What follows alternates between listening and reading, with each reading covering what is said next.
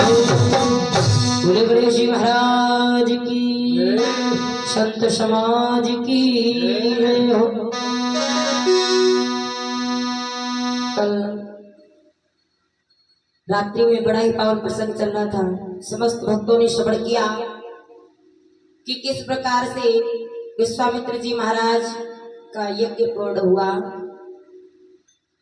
आज श्रीमद् भागवत कथा का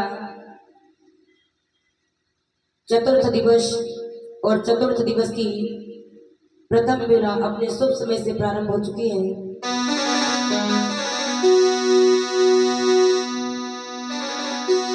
ये बड़ा ही पावन प्रसंग है। कहा गया है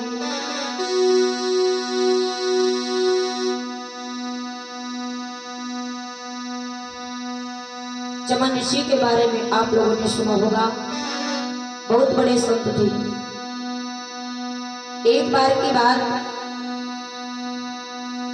जो महाराज शर्यात में घूमने टहलने के लिए चले, और जैसे घूमने टहलने के लिए चले तो जो उनकी एक बिटिया थी सुकन्या एकदम से पास में आई, बोली पिताजी हम भी चलेंगे आपके साथ में।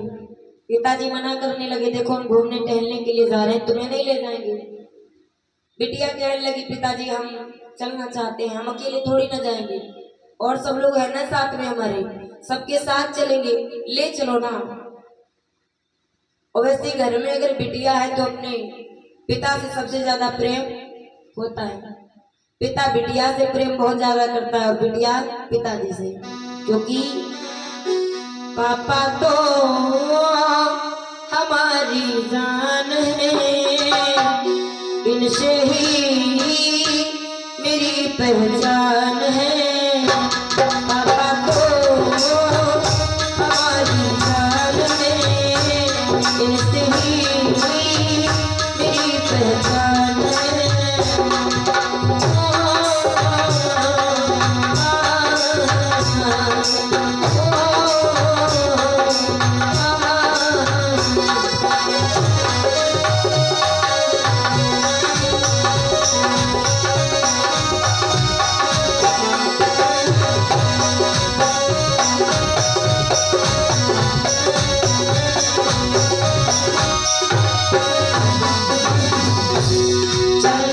नारे पापा सूरज की रोशनी पापा, धरती का धीरज पापा, मन से ऊंचे पापा। पापा तो हमारी जान है, इनसे ही मेरी पहचान है।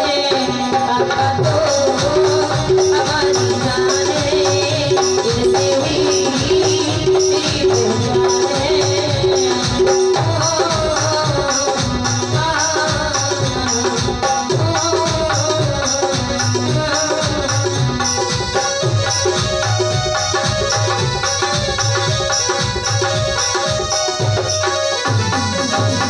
बोले अपने अपने माता पिता भगवान की है हो।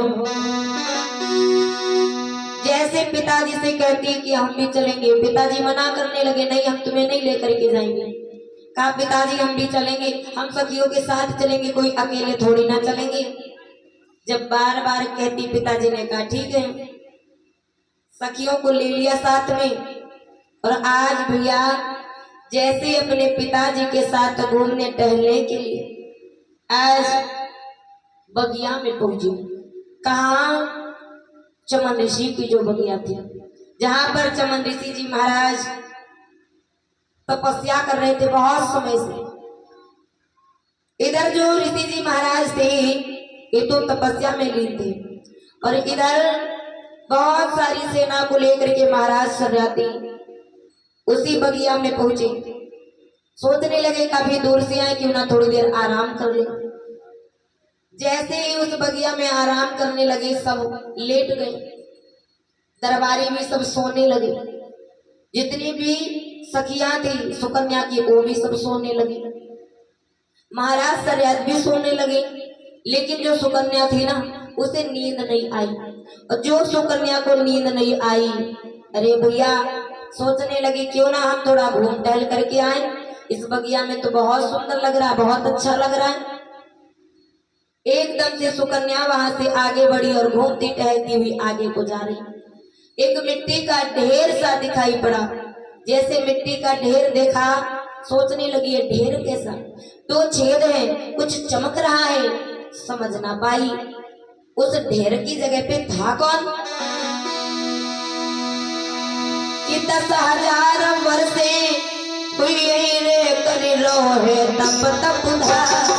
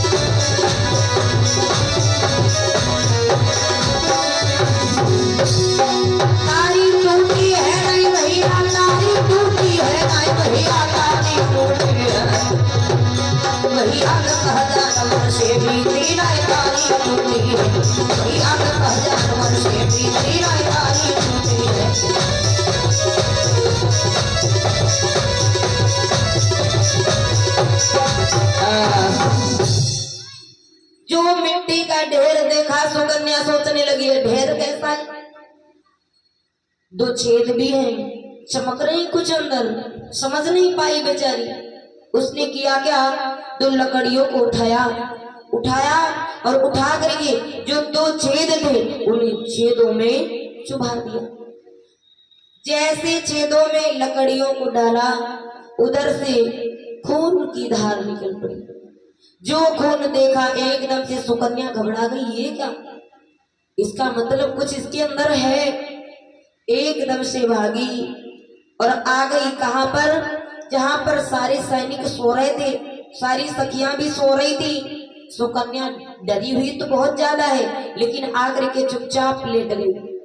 लेकिन अकस्मात उसी सभा में एक बीमारी फैल गई और जैसे बीमारी फैली तो भैया किसी नामों का सरिदारों का बेतोड़े ही बल टूट गया।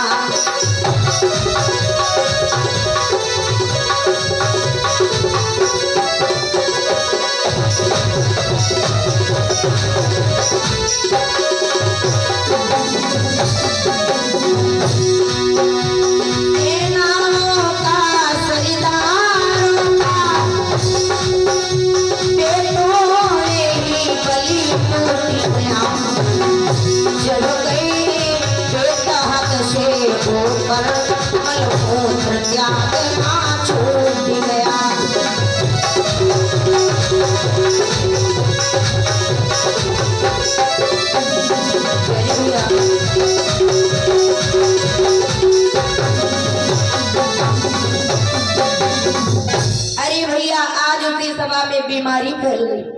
जितने भी सरदार थे, जितने भी सैनिक थे, सभी के पेटों में दर्द होने लगा, त्राही त्राही मच गई। महाराज सरिया सोचने लगे इस बगिया में अगर बीमार व्यक्ति भी आता था उसकी बीमारी दूर हो जाती थी, लेकिन जब ये हमारी सेना आई, हम आए तो ये हमारी सेना बीमार क्यों पड़ गई, क्या कारण हो सकता है। कोई ना कोई रहस्य छुपा हुआ जरूर है, कुछ तो घटना घटित हुई है, कारण क्या हो सकता है। भैया ढूंढने लगे इस बगिया में कौन सी घटना घटित हुई जो हमारी सभा में इतनी सारी बीमारी फैल गई। क्या हुआ भैया? खोजते खोजते खोजते खोजते वहीं पर पहुंचे जहां पर मिट्टी का ढेर था। मिट्टी के ढेर को देखा, एकदम से महाराज समझ गए इसी जगह कुछ न कुछ है। सरदारों से कहा थोड़ा इस मिट्टी को हटाओ, देखो क्या है इस मिट्टी के अंदर। धीरे धीरे मिट्टी को जब हटाया गया, क्या देखा? महाराज चमन ऋषि तपस्या कर रहे हैं, आंखें फूट चुकी हैं, आंखों से खून की धार बह रही है। महाराज को बड़ा क्रोध आया। महाराज कहने लगे इतने लोग हाँ, जिसने भी इस बाबा की आंखों को फोड़ा है वो अपने आप हमारे सामने आ जाए। अब तो कोई फोड़ा हो तब तो आ जाए, जब उनकी बिटिया फोड़े बैठी हैं कैसे आ जाए? वो तो पीछे छिपी हुई है, डर के मारे कांप भी रही है। और ये गुप्तदान महाकल्याण महाराज ने फिर से कहा कि जो भी हो, जिसने भी आंखों को फोड़ा है आ जाए अपने आप, वरना मैं एक एक करके जितने भी लोग हैं ना सबको मार देंगे। सुकन्या सोचने लगी गलती तो हमारी है, गलती हमारी है। अगर हमारी गलती की सजा उन सबको मिले ये गलत बात नहीं। एकदम से आगे बढ़ी और कहने लगी पिताजी पिताजी और कोई भला कौन फोड़ सकता है, ये तो हमारी गलती है पिताजी। कि अनजाने मुँह से चूक भई, अब जो चाहो तो करो पिता, जागो रखो चाहे पालो, जागो रखो चाहे पालो, या जीवन मेरा हरो पिता, जागो रखो चाहे पालो।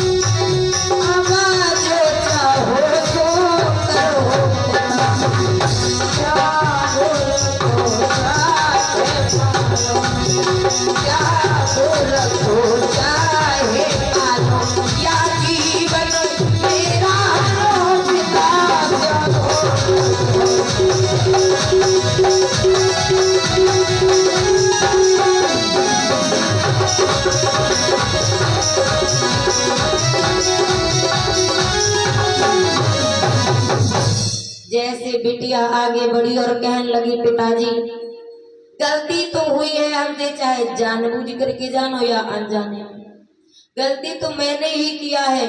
अब जो भी सजा देना है सो दे दो। भैया कोई अगर दूसरा होता तो महाराज कठिन से कठिन सजा देते, लेकिन अब तो अपनी ही बिटिया निकल पड़ी, क्या करें? अपनी बिटिया को कौन सी सजा दे दे? महाराज सोचने लगे अगर सजा नहीं देते हैं तो भी ये सेना ये सरदार जितने भी लोग हैं यही सोचेंगे कि अरे अभी हम सब लोगों ने अगर ऐसा किया होता तो महाराज तो जीवित ही ना छोड़ते।